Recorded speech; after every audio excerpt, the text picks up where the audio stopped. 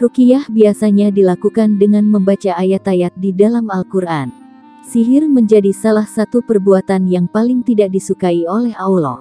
Ketika seseorang memanfaatkan ilmu sihir untuk mencelakakan orang lain, di saat itu ia telah mendekatkan diri kepada setan.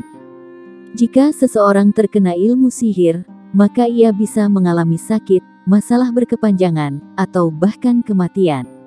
Maka orang di sekitarnya akan berusaha untuk mengeluarkan sihir tersebut lewat cara ruqyah. Ruqyah biasanya dilakukan dengan membaca ayat-ayat di dalam Al-Quran. Agar ruqyah tersebut berhasil, kita harus membaca ayat untuk menghancurkan ilmu sihir. Lantas, ayat apa sajakah yang biasanya dilafalkan? Al-Baqarah ayat 102. Ayat pertama yang dapat digunakan untuk menghancurkan sihir terdapat dalam surat Al-Baqarah ayat 102. Allah Ta'ala berfirman, "Dan mereka mengikuti apa yang dibaca oleh setan-setan pada masa kerajaan Sulaiman, dan mereka mengatakan bahwa Sulaiman itu mengerjakan sihir, padahal Sulaiman tidak kafir, tidak mengerjakan sihir, hanya setan-setanlah yang kafir, mengerjakan sihir.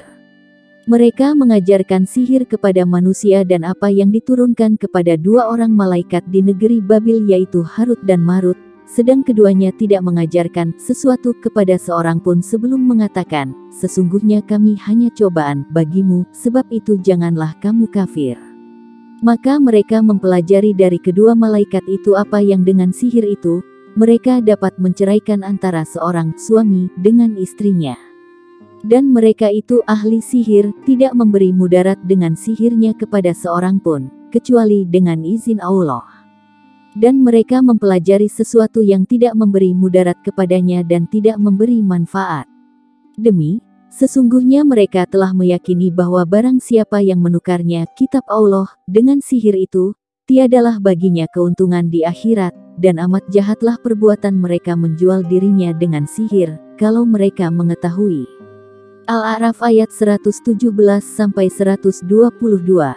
Surat selanjutnya yang dapat menghancurkan ilmu sihir yakni Quran Surah Al-A'raf ayat 117-122. Allah Ta'ala berfirman, "Dan kami wahyukan kepada Musa, lemparkanlah tongkatmu." Maka sekonyong-konyong tongkat itu menelan apa yang mereka sulapkan. Karena itu nyatalah yang benar dan batallah yang selalu mereka kerjakan. Maka mereka kalah di tempat itu dan jadilah mereka orang-orang yang hina. Dan ahli-ahli sihir itu serta-merta meniarapkan diri dengan bersujud. Mereka berkata, "Kami beriman kepada Tuhan semesta alam, yaitu Tuhan Musa dan Harun."